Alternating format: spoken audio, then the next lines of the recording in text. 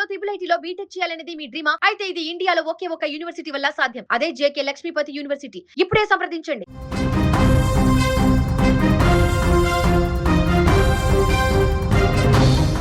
కష్టాల మీద కష్టాలు, కన్నీళ్ల మీద కన్నీళ్లు. ఆ దేవుడు రాసిన రాత ఆ కుటుంబానికి శాపంగా మారింది. ఒకవైపు గుండె కోత, ఇంకోవైపు విధి ఆడిన వింత నాటకం. పక్షవాతంతో 10 ఏళ్లు మంచాన ఉన్న భర్త చనిపోయిన బాధ ఇంకా తీరలేదు. అల్లుడు దూరమై అనాథగా మిగిలిన కూతురుని చూసి ఏడ్చిన కళ్ళు ఇంకా ఆరలేదు. అంతలోనే ఆ ఇంటి దీపాలు ఎప్పటికీ ఆరిపోయాయి. కాలం చేసిన గాయం మానక ముందే అగ్నిదేవుడు ఆ ముగ్గురి ప్రాణాలను బూడిద చేశాడు. కలలో కూడా ఊహించని ఈ ఘోర ప్రమాదం నల్గొండ జిల్లా మిర్యాలగూడ పట్టణంలో గురువారం అర్ధరాత్రి ఒకే కుటుంబంలో పెను విషాదాన్ని నింపింది. అమ్మమ్మ, మనవడు, మనవరాలు ఒకేసారి మంటల్లో చిక్కుకొని ప్రాణాలు వదిలిన తీరు స్థానికులను కన్నీరు పెట్టిస్తోంది. మిర్యాలగూడ పట్టణంలోని కలాల్వాడలో వనం చంద్రకళ అనే 45 ఏళ్ల మహిళ నివసిస్తోంది. ఆమె భర్త సైదులు గత 10 ఏళ్లుగా పక్షవాతంతో మంచానికే పరిమితమయ్యాడు. చంద్రకళ ఇళ్లలో పనులు చేస్తూ కుటుంబాన్ని సాకుతూ వచ్చింది. దురదృష్టవశాత్తు నెల రోజుల క్రితమే సైదులు అనారోగ్యంతో మృతి చెందాడు. ఆ బాధలోనే చంద్రకళ కాలం వెళ్లదీస్తోంది. ఆమెకు 2 కుమార్తెలు ఉన్నారు. పెద్ద కుమార్తె నక్క ధనమ్మ భర్త కూడా 10 ఏళ్ల క్రితమే చనిపోయాడు. దీంతో ధనమ్మ తన కుమారుడు లక్ష్మణ్, కుమార్తె ప్రణతితో కలిసి తల్లిదండ్రుల వద్దే ఉంటుంది. కూలీ పనులు చేస్తూ పిల్లలను చదివిస్తోంది.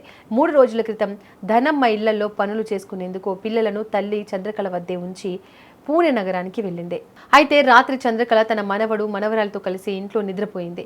ఆ ఇల్లు రేకులతో నిర్మించింది కావడంతో అర్ధరాత్రి దాటిన తర్వాత ఒక్కసారిగా విద్యుతఘాతం సంభవించింది.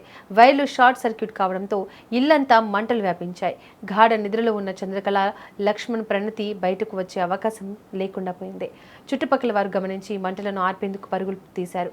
వారు ప్రయత్నిస్తుండగానే ఇంట్లోని గ్యాస్ సిలిండర్ భారీ శబ్దంతో పేలిపోయింది. దీంతో మంటలు మరింత ఉధృతంగా మారాయి. ఇల్లంతా నిప్పుల గుండంలా మారిపోయింది. ఆ మంటల మధ్యలో చిక్కుకున్న ముగ్గురు ప్రాణాల కోసం అల్లాడిపోయారు. చంద్రకళతో పాటు 16 ఏళ్ల లక్ష్మణ్, 14 ఏళ్ల ప్రణతి అక్కడికక్కడే సజీవ దహనమయ్యారు. స్థానికుల సమాచారంతో అగ్నిమాపక సిబ్బంది వెంటనే ఘటనా స్థలానికి చేరుకున్నారు. వారు మంటలను అదుపులోకి తెచ్చేసరికి అంతా అయిపోయింది. ఆ ముగ్గురి శరీరాలు పూర్తిగా కాలి బూడిదయ్యాయి. సమాచారం అందుకున్న డీఎస్పీ రాజశేఖర్ రాజు, 1వ పట్టణ సీఐ నాగభూషణ్ రావు, ట్రాఫిక్ ఎస్ఐ శ్రీనివాస్, అగ్నిమాపక అధికారి యాదగిరి ఘటనా స్థలానికి చేరుకుని పరిశీలించారు. పోలీసులు మృతదేహాలను వెలికితీసి స్థానిక ప్రాంతీయ ఆసుపత్రికి తరలించారు. ఈ ప్రమాదం గురించి పూణెలో ఉన్న ధనమ్మకు సమాచారం అందించారు. కంటికి రెప్పలా చూసుకోవాల్సిన పిల్లలు, కన్న తల్లి ఒకేసారి అగ్నికి ఆహుతయ్యారనే వార్త వినగానే ఆమె గుండె పగిలిపోయింది. కష్టాల్లో ఉన్న ఆ కుటుంబాన్ని విధి ఇంత దారుణంగా దెబ్బతీయడం స్థానికులను తీవ్రంగా కలిచివేస్తోంది. ఒకే ఇంట్లో ముగ్గురు చనిపోవడంతో ఆ ప్రాంతంలో విషాద ఛాయలు అలుముకున్నాయి.